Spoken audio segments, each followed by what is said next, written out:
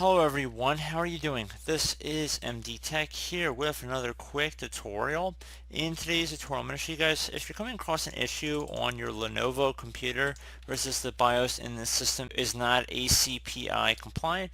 So if you come across a blue screen or something along those lines, this tutorial will show you guys how to hopefully address it without too much of a hassle. So we're going to go ahead and jump into it. So what you first want to do is power down your system.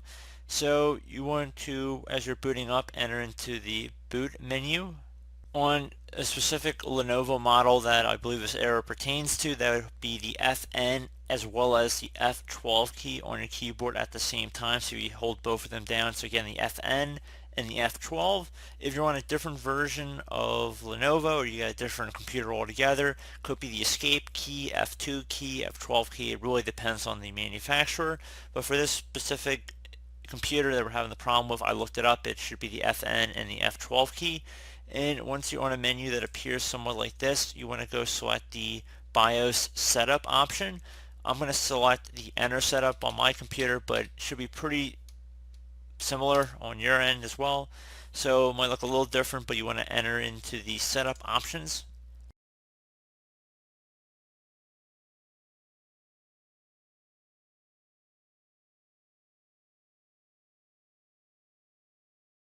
Using your arrow keys on your keyboard, you want to scroll over to the exit tab, so all the way on the far right.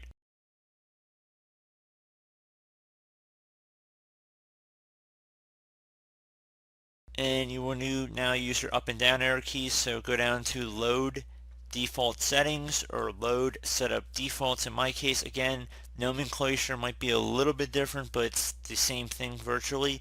You want to hit enter over that selection, and it's going to ask, do you want to load the default configuration now or load optimal defaults as it might be called on your system.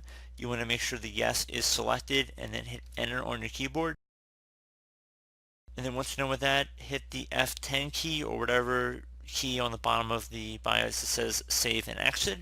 So it's F10 in my case here, as you can see on my screen. And I'm going to hit enter over the yes selection to save configuration changes and exit now. So the system should restart. Go ahead and boot into Windows and hopefully the blue screen message should be gone.